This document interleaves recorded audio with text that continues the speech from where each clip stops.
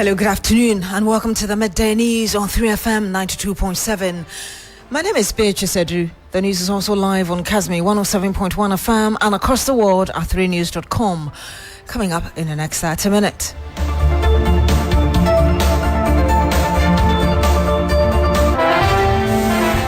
This afternoon, Minority Caucus right to Speaker of Parliament Alban Bagbin to register their displeasure following a botched attempt by security operatives to arrest a Sin South MP Reverend Intim Fojo. We'll hear from Mr. Fojo's lawyers who are accusing the state of unlawful intimidation. He is of the humble view that he's not committed any crime. All the actions so far from his end, you can find it in Article 115 of the Constitution.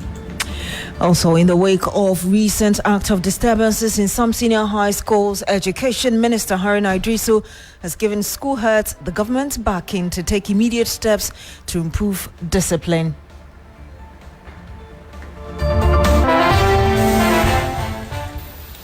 When I heard about the shooting incident in Kumasi, my immediate response was, this is un-Ghanaian. We'll tell you more about what the minister has been saying, and later in this program, residents of the Hopeto electoral area in Ho demand a halt on an ongoing fuel station project they claim will pose a grave threat to human safety.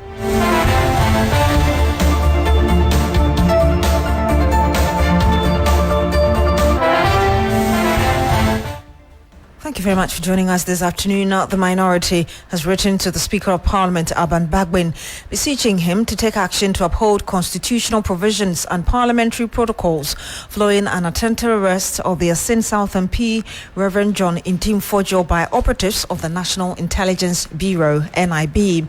NIB officials on Wednesday made an unsuccessful attempt to arrest the MP in connection with his allegation about two suspicious flights, which he claimed had transported cargo believed to be narcotic substances and cash. Legal advisor to Reverend Intim Fojo, Samuel Atachia, says the action by officials of the NIB were an attempt to gag a parliamentarian who was simply exercising his oversight responsibility. He is of the humble view that he's not committed any crime. All the actions so far from his end, you can find it in Article 115 of the Constitution.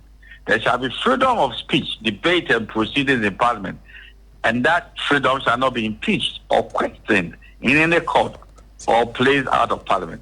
So if a member of Parliament should have some information, and then by the sheer fact that he wants to, let the public know, so we all pay attention to it, and an inquiry is back upon, and we know where to stand and recommendation the rest of it. I think the process should travel its full journey. But if you believe that you are not happy with what is put out there, the way to go is not to arrest that member of Parliament. Well, if you went that route, then you want to guard Parliament. Because that's the citadel of debate and deliberations. So members of Parliament who might even, excuse me to say, not be too sure about what they did, or they were careless with their words, but it was associated with their work, will be frightened and intimidated. That is why the freedom of speech and of proceedings in Parliament has been protected under Article 115. Now, let me take it to another level. If you believe that you want to investigate the matter, the NIB, then you have to arrest the one who's coming to aid you to investigate the matter, or ab initio, he is a suspect and arrest. And when you invade the privacy of a man, wouldn't you want to show why you've come to his house?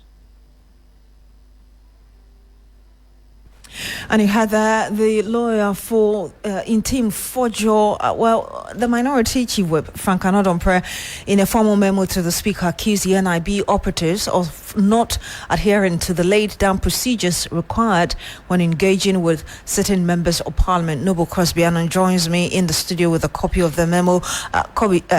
Crosby, first, what does the Minority Chief Whip say in this memo beyond what I just said?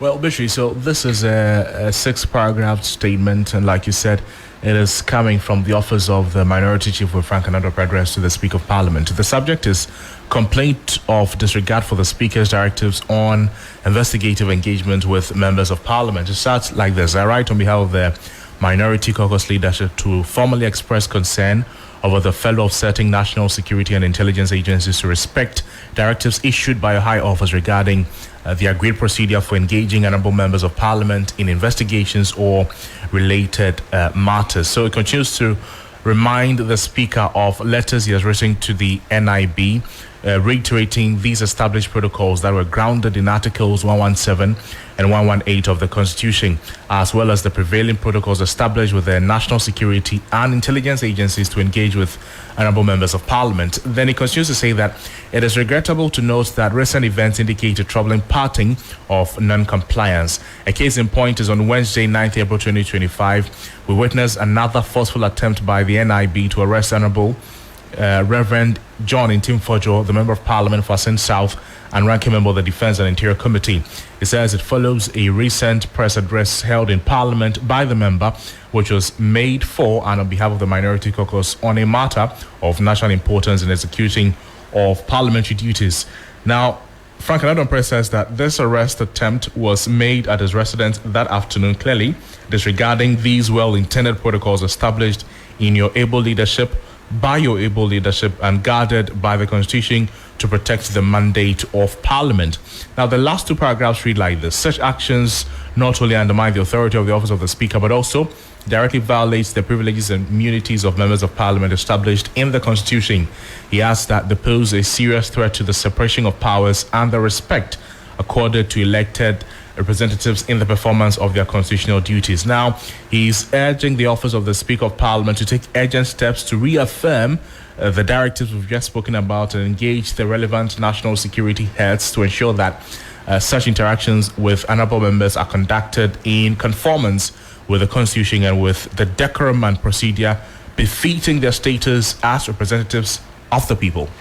Thank you very much, Noble Crosby. Anna, so let me bring you more of what the Constitution says, based on which the minority is making that argument. If you look at Article 117 of the 1992 Constitution, it says that civil or criminal process coming from any court or place out of Parliament shall not be served on or executed in relation to the Speaker or a member or the clerk to Parliament while he is on his way to, attending at, or returning from any proceedings of Parliament. When you go to 118, it tells you a similar thing as well, meaning that you cannot do any of these things whilst the member of Parliament is attending to things related to Parliament. And of course, there have been a lot of interpretations on this. We'll bring you more on this later. Still on this, security analyst Richard Kumadu says NIB has not reached standard operation protocols. He spoke earlier on Sunrise. When the NIB is looking for you because you have come under national security interest, or you have come under investigation interest, or you have been involved in a crime and the state will want to speak to you, or you have acted in a manner that threatens stability and against security, national security interest, 3 things they will do. 1, they will serve notice. Number 2, they will invite you. Serving notice and inviting you can be done in person, or it can be done in any other means appropriately. Before the BNI takes a decision, or the NIB takes a decision to arrest you, which means that they want the quality of their due diligence to be so high that when the outcome of the operations become a matter of public concern or litigated in the court, they can stand tall. I can tell you for a fact, what happened there yesterday should be described as a national security operation involved all agencies of the land, including the NIB. But when somebody put the NIB in front, then we begin to ask questions, because nobody can tell you for competently speaking and from experience. If the BNI or the NIB had wanted to arrest the informant MP, nothing would have stopped them.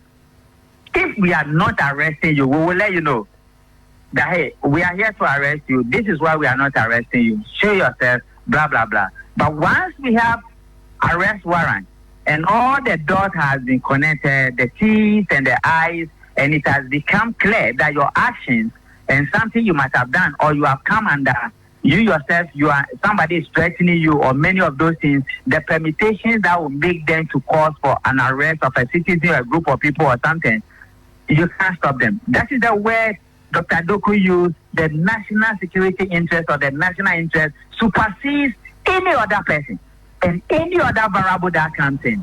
And number two, I have been saying, no, but we are not the only people practicing democracy. Where we copy this democracy from? I was in London as a young person in 2006 when the Prime Minister, Tony Blair, was arrested by the MI5, MI6. And even though he's a lawyer, the wife is a lawyer, he has to call his lawyer. We saw it in America where you copy this democracy from. When the FBI or the texts are coming for you, it means that they have done the due diligence, they are operating within the procedure, and they know that national interest is at stake.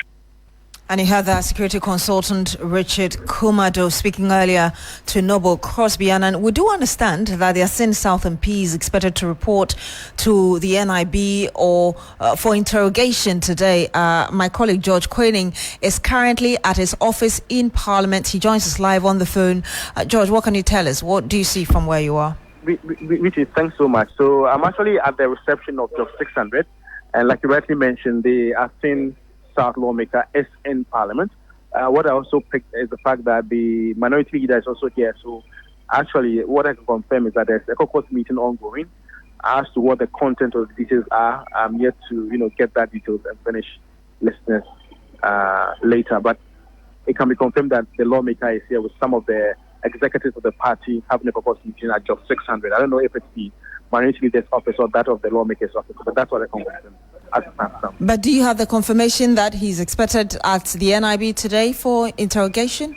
That news is already there, but as at what time or whether he'll be going today, I cannot confirm. So I'm just hoping that after whatever meeting they are undertaking, they can grant me an interview and give me the content of what transpired in the meeting today. Indeed. Thank you very much, George Quaining. He's my colleague currently in Parliament monitoring what's going on there. Some 13 minutes past the hour of 12, and in the wake of the recent shooting incident at the Seventh-day Adventist Senior High School in Kumasi and recent incidents of students and discipline, concerns over student safety have taken center stage. Education Minister Haruna Iddrisu says that school authorities now have the full backing of the ministry and the government to implement any necessary measures to protect students and teachers alike.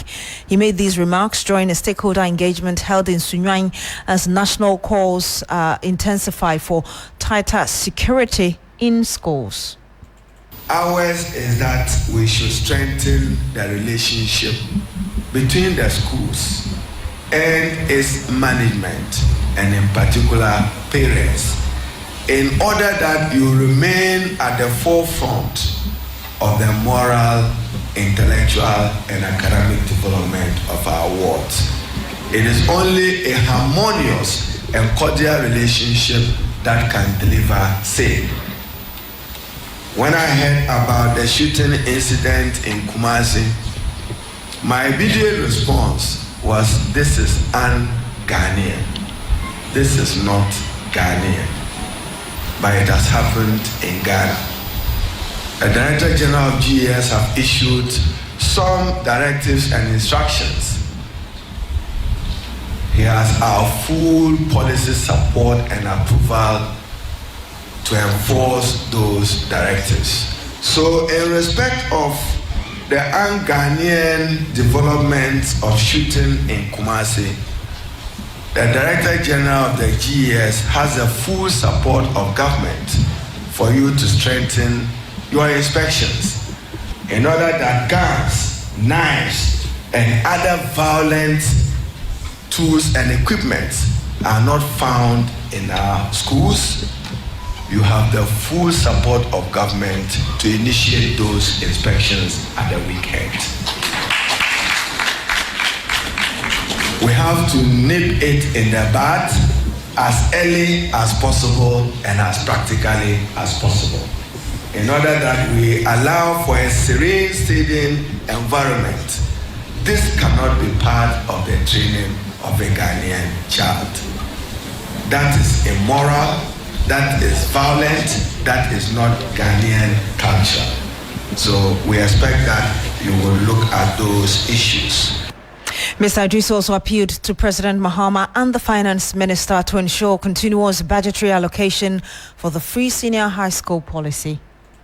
It was not for nothing that GET Fund was earmarked as an earmarked fund to complement and not to supplement the financing of education.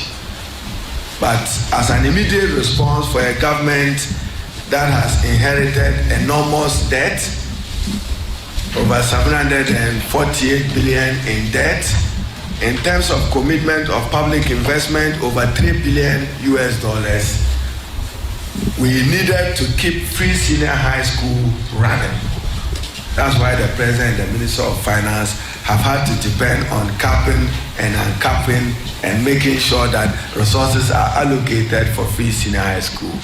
This year alone, there will be a dedicated 6.5 billion spent to get the free senior high school running. My request to the President and the Minister for Finance will be to continue to make free senior high school a candidate for annual budget funding amount of oil revenue. That's why I said there's been a policy change. But even the implementers and proponents who introduced free senior high school funded it from a portion of the annual budget funding amount. So decap or uncap GET Fund will still need to maintain some financing from the annual budget funding amount. And it will require, as I know, the review of legislation to make education part of the priority of government. And you had the Minister for Education, Haruna Idris. Well, the Acting Director General of the Ghana Education Service, Professor Ernest Kofi Davis, also spoke about the indiscipline in schools earlier. Listen to what he said. The current upsurge in school violence, including gun culture and other acts of indiscipline, calls for the urgent need for our service to look into our current practices, that is, review, reflect, and make the necessary changes, that is, reset, to move our education system forward. In this context, Mr. Chairman, one question that should inform our thinking as Honorable Minister engages us in the dialogue today should be, how do we develop and promote character index excellence in the students who pass through our schools as we deal with the challenges associated with the free SHS? Finding answer to this question will help us to prepare the 21st century graduate with the requisite knowledge, skills, attitudes, and value that Ghana needs for its socio-economic transformation agenda. And he had the Acting Director General of the Ghana Education Service, Professor Ernest Kofi Davis. Breaking news on 3FM 92.7.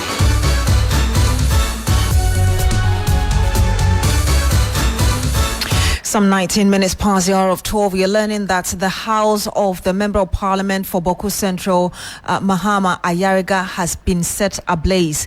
That's in the Upper East region. We're monitoring the situation and we'll bring you more on it. That the house of Mahama Ayariga, the MP for Boko Central, has been set ablaze. I'm sure if you've been following our news coverage, there was the escalation of violence in Boko again yesterday when one person was killed, and a number of houses belonging to police officers were also set ablaze, and we'll be bringing you more. So the latest we have is that the house of the MP for the area has also been set ablaze. We'll bring you more. Breaking news on 3FM 92.7.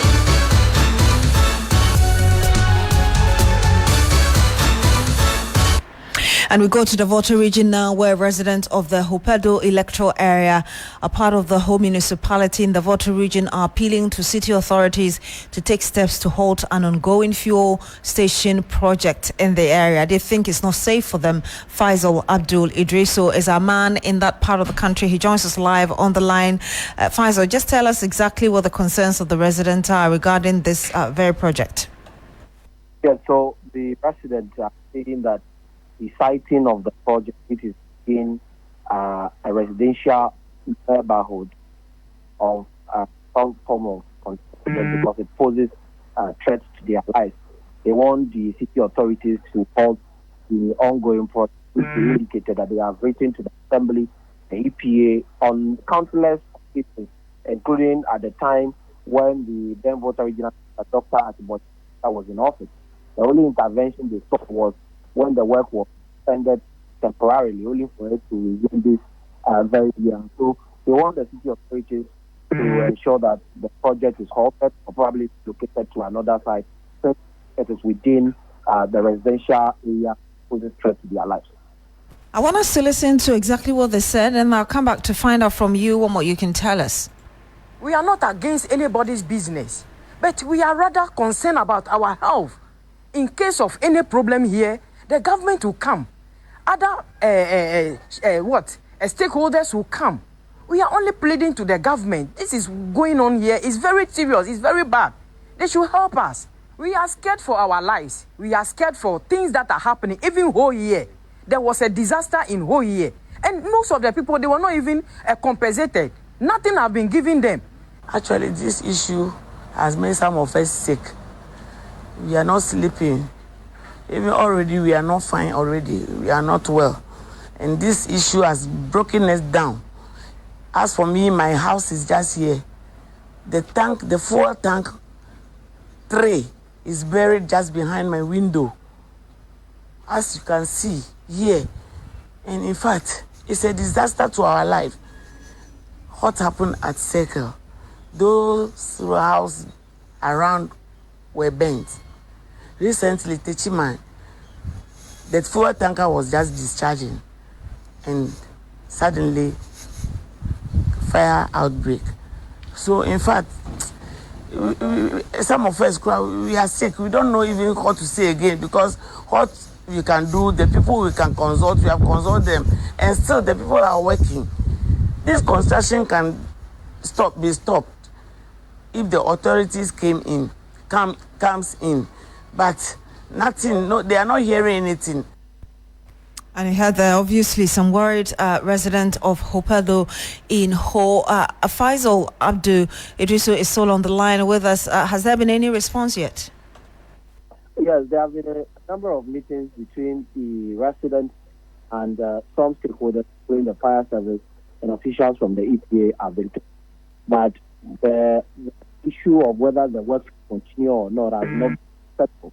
And so when the officials left and started on another meeting, which has not been held, work is still ongoing. Now that there is a new NC for the whole municipality, the residents are indicating that they may have to petition the new NC to also look into their concerns and possibly halt the project, which is currently ongoing. Thank you very much. And that was Faisal Abdul Idriso, our Volta region correspondent.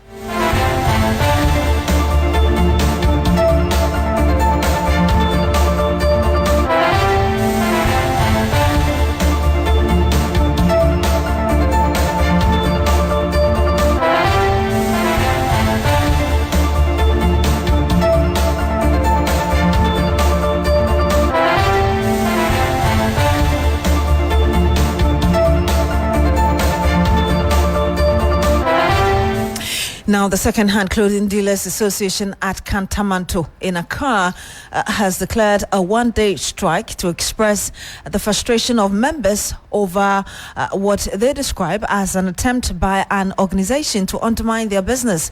The organization, known as All Foundation, allegedly conducted a survey claiming that about 40% of the used clothes imported into the country are waste, contributing to environmental pollution and eventually ending up in the seas and river bodies.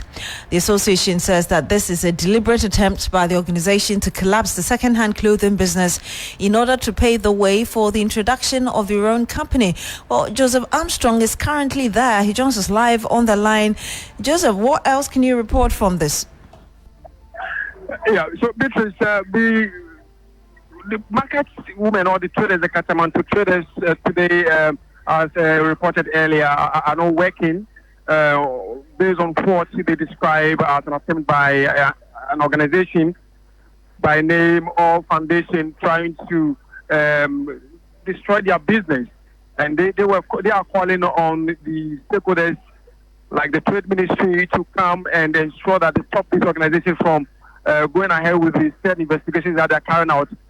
Later, we have leadership of Buta also coming in, led by Dr. Joseph Obin, also giving government 3 weeks ultimatum to ensure that whatever investigation being conducted by the All Foundation is halted.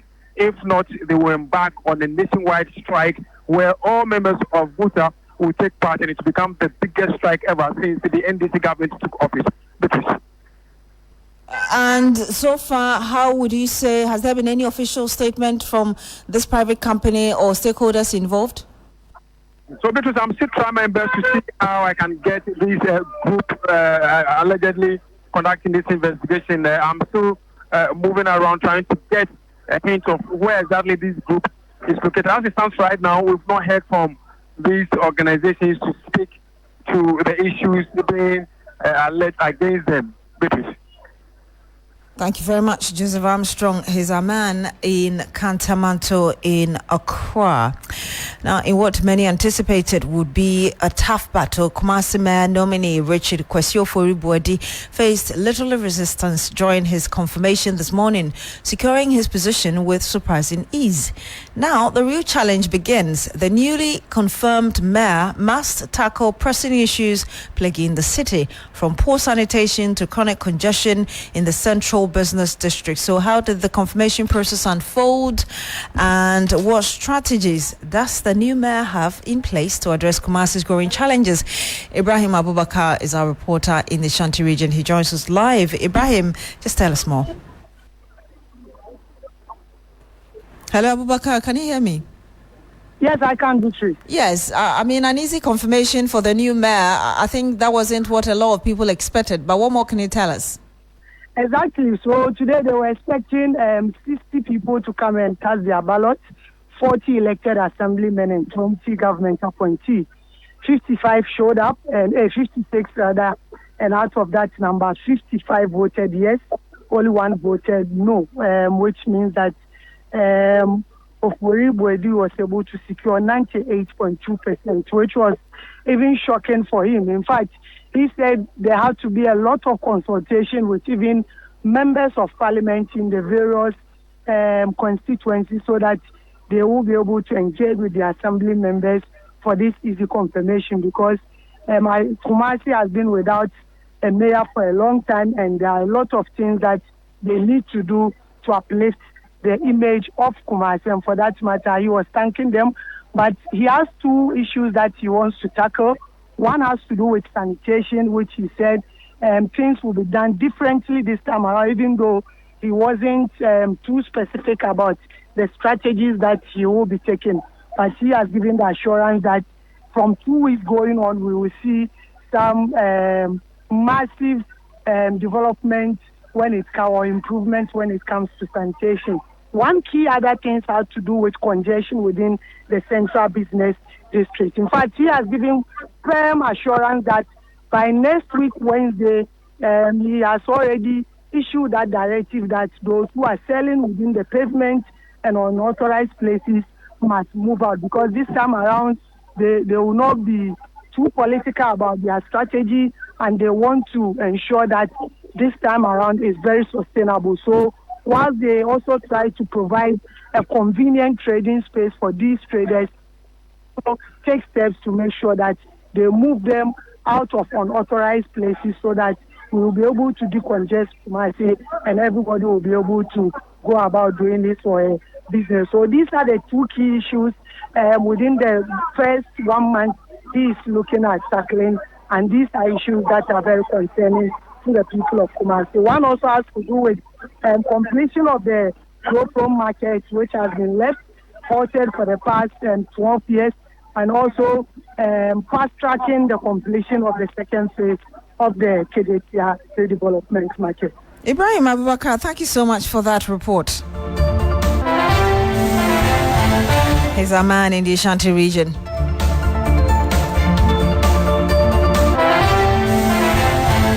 And that's it for the news show on 3FM 92.7. My name is Beatrice Adu. Thank you so much for joining us. Log on to 3news.com for more news. Coming up next is Business Daily with Bismarck Awusa.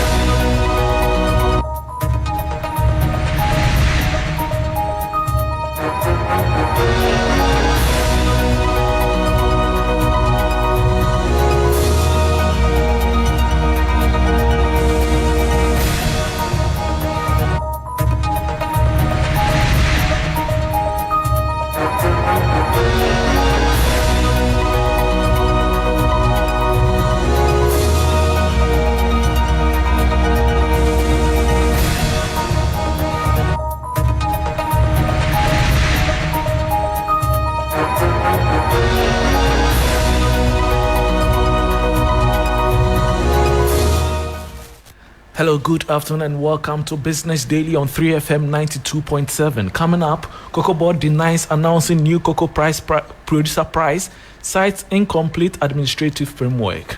Also ahead, Bank of Ghana Governor Dr. Johnson Esiama raises concerns over recapitalization gaps in state-owned and local businesses as he urges swift action to avert systemic risks. To assess the credibility of recapitalization strategies and to mitigate potential systemic implications. And Ghana Stock Exchange, in collaboration with International Capital Market, pushes for integration and development of West Africa's bond market with calls for stronger regulatory alignment. Businesses have opportunity to have access to capital. People who have vision, entrepreneurs who have vision to run businesses or implement ideas have access to cheaper capital. I am Bismarck Awusa. These stories and others lined up for you. Don't go anywhere.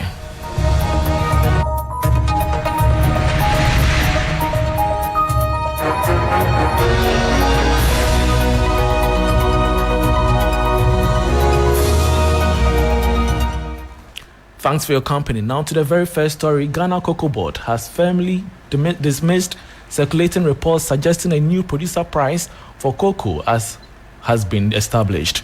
In an official statement released today, Thursday, April 10, Cocoa Board labeled these claims as false and misleading, clarifying that no such price adjustment has been authorized. There is more in the following 3 Business News Desk report.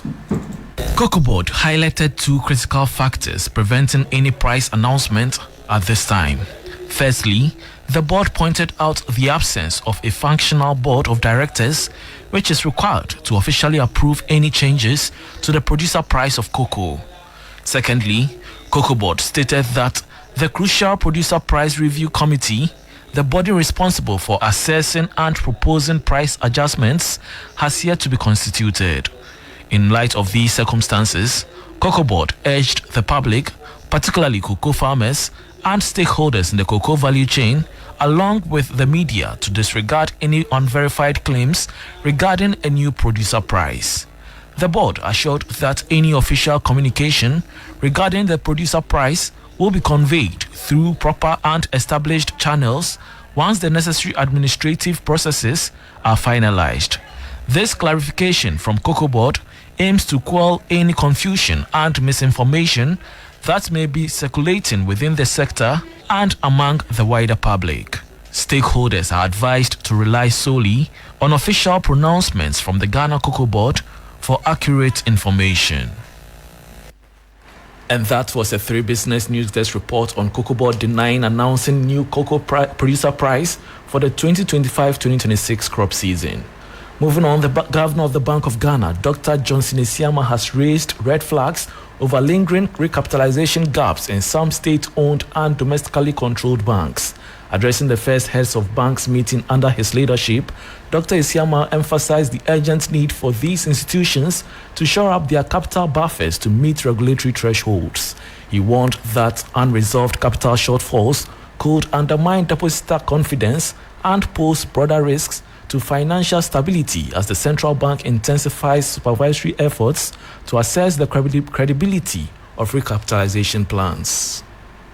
The banking sector continues to experience strong asset growth, expanding by 34.05% year-on-year at end February 2025. And this was funded primarily by deposits, which also grew by 27.9%. The industry remains solvent, recording a capital adequacy ratio of 14.35%, above the regulatory minimum of 10%, with most banks maintaining capital adequacy ratios above thresholds. Nonetheless, solvency concerns persist for a few domestically controlled and state-owned banks, where recapitalization efforts remain unclear. Addressing the capital shortfalls in these banks remains a priority going forward. We are working closely with affected institutions to achieve sustainable capital levels, restore depositor confidence, and ensure compliance with regulatory requirements. Colleagues, our supervisory engagement has intensified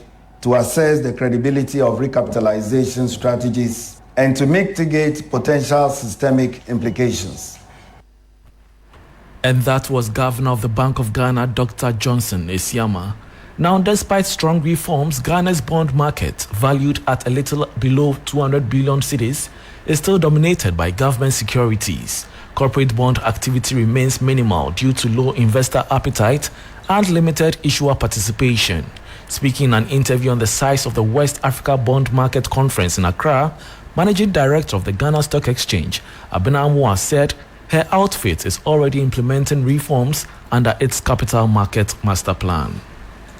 The first way to make a corporate bond market attractive is through stability in the economic environment. Recently, we are seeing a lot of interest and excitement from potential issuers that they are seeing the treasury bill rates come down.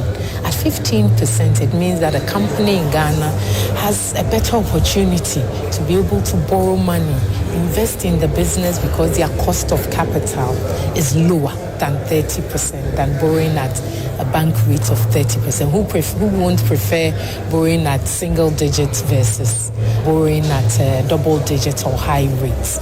So it means that businesses have opportunity to have access to capital. People who have vision, entrepreneurs who have vision to run businesses or implement ideas have access to cheaper capital. The other excitement that we've seen from this is that investors who before for doing nothing were getting 30% in treasury bill rates are like, okay, what else can I invest in? And the only solution is to invest in the real sector. And that was Managing Director of the Ghana Stock Exchange, Abena Amoah. In a related development, government is set to tap into the short-term debt market again, aiming to raise 6.67 billion cedis in its upcoming treasury bill auction scheduled for Friday, April 11, 2025. This move comes on the heels of a cautious approach displayed in the previous week's auction, where a substantial number of bids was rejected. This 3 Business News Desk report has more. During last week's treasury bill auction, government turned down bids totaling 2.36 billion cedis out of the 4.05 billion cedis submitted by investors. This cautious stance indicates a focus on managing borrowing costs and potentially signaling a desire for lower yields in the short-term debt market. Interestingly, last week's auction also saw a decline in yields across the various tenors. The yield on the benchmark 91-day Treasury bill experienced a marginal decrease of 7 basis points, settling at 15.64%. The 182-day bill witnessed the most significant drop, with its yields declining by 23 basis points to 16.5%. The yield on the longer 364-day instrument also saw a slight decrease of 1 basis point, reaching 18.83%. Government is set to tap into the short-term debt market again, aiming to raise 6.67 billion cedis in its upcoming Treasury bill auction scheduled for Friday, April 11, 2025. The level of investor appetite and the resulting yields will provide further insights into the prevailing conditions and sentiment within Ghana's short-term debt market.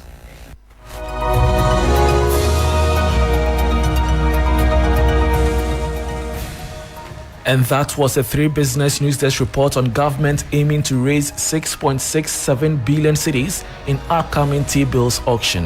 And that will be all for the Business Daily on 3FM 92.7 with me, Bismarck Ausa. For more business stories, please check out our website 3news.com. Thanks for your company.